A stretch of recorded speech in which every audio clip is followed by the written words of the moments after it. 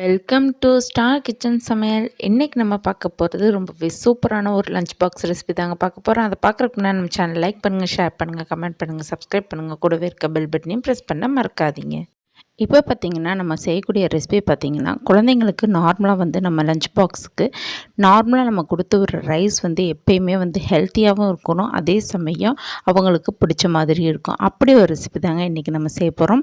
பூண்டு மிளகு சாதம் எப்படி செய்யலான்னு பார்க்க போகிறோம். இது ரொம்ப கம்மியான இன்க்ரீடியன்ட்ஸ் ஆனால் ரொம்பவே ஹெல்த்தியான இந்த பூண்டு மிளகு சாதத்தை எப்படி செய்யலான்னு பார்க்கலாம். அதுக்கு தேவையான பொருட்கள் ஃபஸ்ட்டு ஒரு கடாய் எடுத்துக்கோங்க. கடாயில் ஒரு 3 டேபிள் ஸ்பூன் அளவுக்கு ஆயில் சேர்த்துக்கோங்க.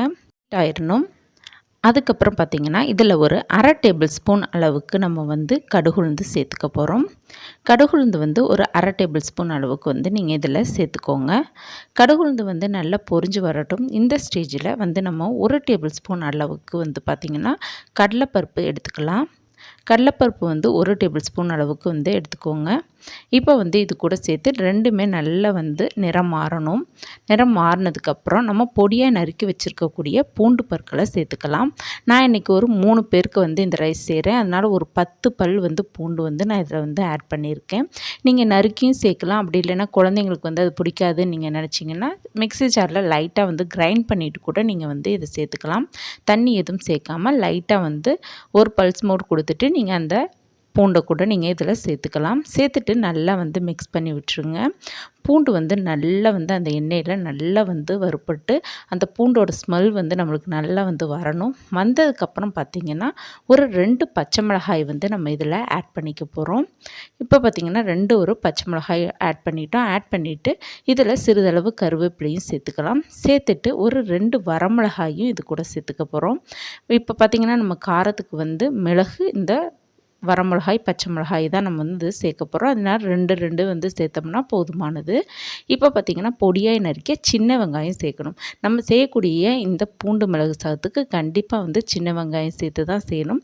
பெரிய வெங்காயம் சேர்த்தும் செய்யலாம். ஆனால் அந்த பூண்டோட ஃப்ளேவர் பார்த்திங்கன்னா இந்த சின்ன வெங்காயத்தோடு சேரும்போது ரொம்ப சூப்பராக இருக்கும். கண்டிப்பாக நீங்கள் சின்ன வெங்காயம் சேர்த்து செஞ்சு பாருங்கள். ரொம்ப கம்மியான இன்க்ரீடியன்ட்ஸை வச்சு ரொம்ப சூப்பரான ஒரு லஞ்ச் பாக்ஸ் ரெசிபி. குழந்தைங்கள்லேருந்து பெரியவங்க வரைக்கும் எல்லாருமே ஆஃபீஸ், ஸ்கூலுக்கு கொண்டுட்டு போனீங்கன்னா மத்தியானம் சாப்பிட்றதுக்கு ரொம்பவே அருமையாக இருக்கும். பார்த்திங்கன்னா வெங்காயம் நல்லா வணங்கி வந்துடுச்சு. வணங்கி வந்ததுக்கப்புறம் இதில் பூண்டு மிளகு சாதத்துக்கு தேவையான உப்பையும் நம்ம இதில் ஆட் பண்ணிக்கலாம். இப்போ பார்த்திங்கன்னா உப்பையும் ஆட் பண்ணிட்டோம். ஆட் பண்ணதுக்கப்புறம் இப்போ நம்ம குக் பண்ணி வச்சுருக்கக்கூடிய ரைஸை இதில் ஆட் பண்ணிக்கோங்க. நான் இன்றைக்கி நார்மல் ரைஸ் தான் எடுத்திருக்கேன். நார்மல் ரைஸ்க்கும் நீங்கள் ஆட் பண்ணிக்கலாம். இல்லை பாஸ்மதி ரைஸ் வேணாலும் ஆட் பண்ணிக்கலாம். இல்லை சீரக சம்பா ரைஸ் வேணாலும் ஆட் பண்ணிங்கன்னா ரொம்பவே சூப்பராக இருக்கும். இப்போ பார்த்திங்கன்னா ரைஸ் நம்ம இதில் ஆட் பண்ணிட்டோம். ஆட் பண்ணிவிட்டு இப்போ இதில் ஒரு டேபிள் ஸ்பூன் அளவுக்கு மிளகுத்தூள் சேர்த்துக்கோங்க.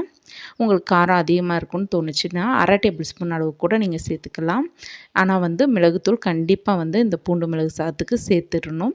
ஏன்னா அப்போ தான் அதோடய ஃப்ளேவர் ரொம்ப நல்லாயிருக்கும். பூண்டு மிளகு சாதத்துக்கு இந்த மிளகுத்தூள் ரொம்பவே நல்ல ஒரு டேஸ்ட்டை கொடுக்கும். இப்போ பார்த்திங்கன்னா ஃப்ளேமை நல்லா சிம்மில் வச்சுட்டு நல்லா மிக்ஸ் பண்ணி விடுங்க. இப்போ நம்மளுடைய பூண்டு மிளகு சாதம் ரெடி ஆயிடுச்சு. பார்த்திங்கன்னா இந்த பூண்டு மிளகு சாதத்து கூட நம்ம சாப்பிட்றதுக்கு பார்த்திங்கன்னா உருளைக்கிழங்கு ஃப்ரை ரொம்ப நல்லாயிருக்கும். அதேமாதிரி சேனக்கிழங்கு, வேறு நீங்கள் காய்கறிகள் நல்லா ரோஸ்ட் பண்ணக்கூடிய காய்கறிகள் இது கூட குழந்தைங்கள்லேருந்து பெரியவங்க வரைக்கும் நீங்கள் லஞ்ச் பாக்ஸாக எடுத்துகிட்டு போனீங்கன்னா ரொம்ப சூப்பராக இருக்கும். இதோட காம்பினேஷன் கண்டிப்பாக ட்ரை பண்ணி பாருங்கள். கண்டிப்பாக இந்த ரெசிபியை நீங்கள் செஞ்சு பாருங்கள். செஞ்சு பார்த்துட்டு உங்களோட ஃபீட்பேக் கமெண்ட்டை கமெண்டில் சொல்லுங்கள். தேங்க்யூ.